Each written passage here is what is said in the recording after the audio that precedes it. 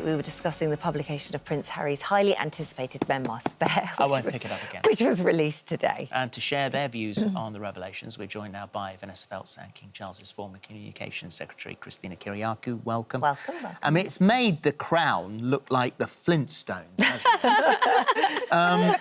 So the Queen was very clear. She had a clear example, never responding to accusations. Your thoughts? You've worked with the family, and so your thoughts now. What I would say, and I think we need to contextualise this, is the royal family predominantly exists to serve the public and to put the public's challenges and issues before their own. They go out day in, day out, serving the public, meeting members of the public, looking at the armed forces, looking at our central services and offering support. So the never complain, never explain motto stands to this day, because why would they keep putting their issues to the fore, which is why they try to live their lives privately. And this book absolutely puts their issues to the fore and is now sidestepping central issues that the rest of the world are facing. I mean, having said that, and I'm only just saying this sort of for fairness, really, in 1994, King Charles worked with Jonathan Dimbleby on his own autobiography. And when you look at some of the things that were said there, the Queen was depicted as distant and unaffectionate, while the Duke was domineering and mocking. I mean, is there that much difference, really? I mean, it is enormous. Still airing personal grievances. Thank you. There's no similarity whatsoever. The now King collaborated with Jonathan Dimbleby on that biography. That is clear. The bits in there where it refers to Her Majesty as distant, where it refers to the Duke of Edinburgh as being domineering, are well-documented facts from the beginning of Charles's life.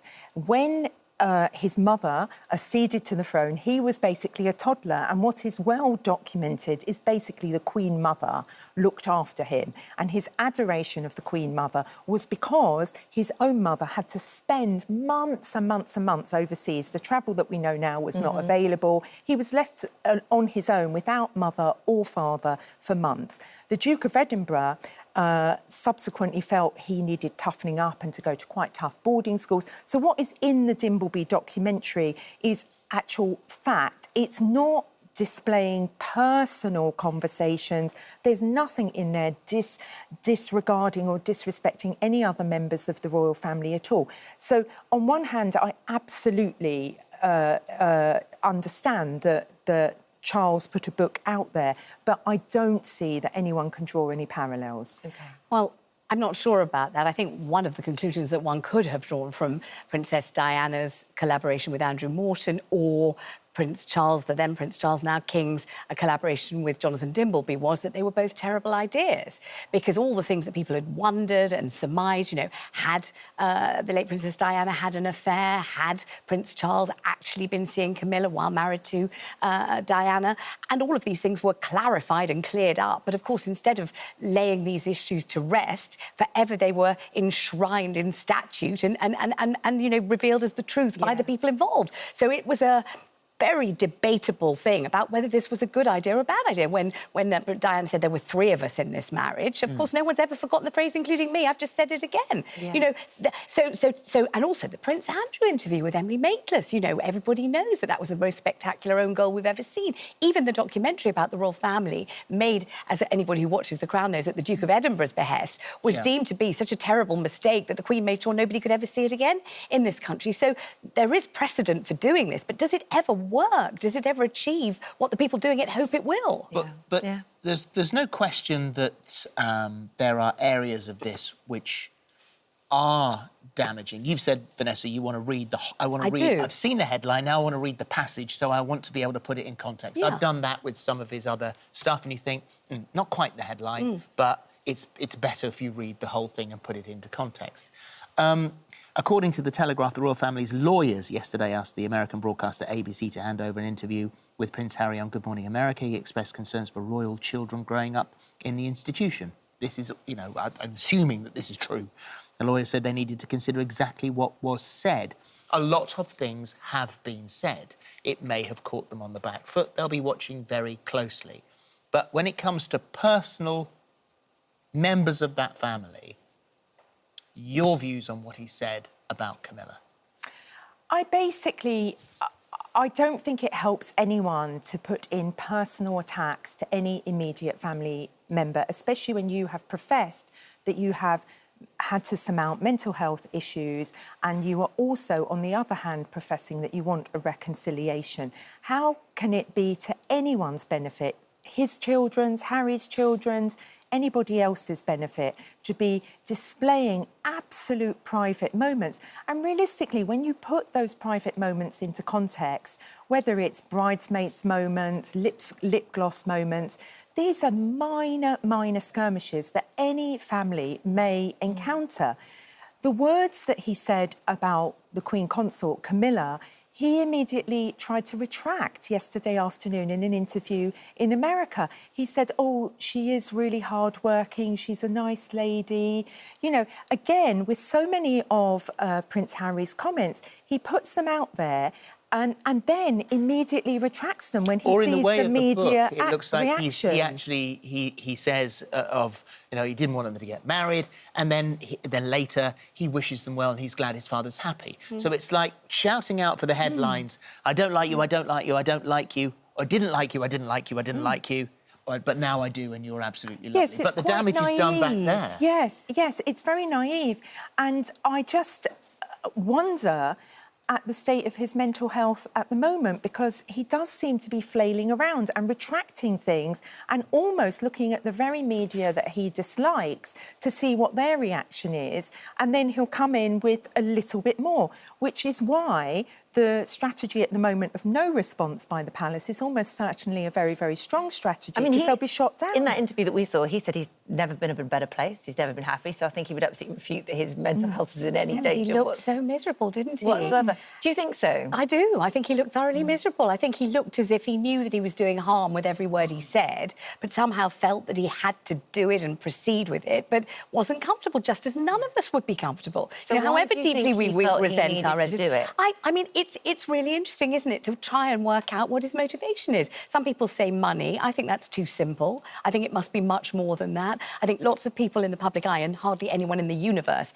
is as glaringly in the public eye as he is, I think feel that they're misrepresented and feel that if only people really knew the real them and knew the real story, they would somehow sleep better at night, they'll be more comfortable. Every person who met them would at least understand them. So he's obviously had this deep-rooted desire to put, as he sees it, the record straight. But he knows it's at the expense of his own nearest and dearest. And he repeatedly says how dear they are, how much he does love his father, how much he does love his brother, how much he even likes and admires Camilla, actually. And Kate's a jolly good sort. You know, they're not horrible people. This isn't a pantomime. You know, they're not a couple of ugly sisters you want to boo at. These are his actual relatives. And, of course, you know, the deepest and most searingly, agonisingly sad part of the book is about the loss of his mother. And when he talked about that to Tom Bradby, you know, heartbreaking. It's heartbreaking. Absolutely heartbreaking. But the thing that seems to be such a shame is that he has kind of surrounded these deeply moving and terribly sad and really profound revelations with all this nonsense about parking spaces and beards and, you know, who said what to whom. Things that if you were writing your autobiography or I was writing mine, I hope I'd have already forgotten. I wouldn't have remembered them carefully and put them in great detail. The Independent reports now, beforehand, you'd look at the sources close to and think, well, that's not true. But now he's made us believe what the sources, that they're real, that it's not just the paper making stuff up. Source close to the palace has said that reconciliation is now impossible over fears that anything they say will be shared with the press. The Duke of Sussex remains effectively kidnapped by a cult of psychotherapy and Meghan Markle. That's a brutal one, if that is an accurate source close to the palace. The Sun quotes a royal insider as saying, Harry has crossed the king's red line after attacking Camilla, and the palace staff are incredibly loyal to Camilla and it will go down like a lead balloon. Daily Mail reports that sources suggest that William is so hurt and angered by his brother's accusations that he has no appetite to speak to him.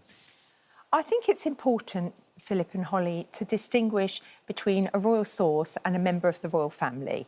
So the notion but he said in here that yes. the royal sources could be members of the royal absolutely. family. So the notion that a member of the royal family would leak a story to the media is ridiculous. Having presided over a communications team for the King, it's just ridiculous, full stop. Royal sources, a source close to Holly, a source close to Philip, could be anyone on this studio floor at the moment. It could be your gardener, it could be your cleaner, it could be someone twice removed. Absolutely. So around the palace, in the many residences around the UK, there are hundreds of staff. There are valets, there are butlers. I'm not suggesting any of them are leakers, but there are people that are witnessing everyday events like there are in any enormous organisation. Harry knows that for hundreds and hundreds of years, stories around the royal family have found their way into the public domain or become history from other people's recollections. My recollections are part of that process. Now, I own my recollections. So in this morning's papers, there's a couple of things attributed to me with my name there, OK?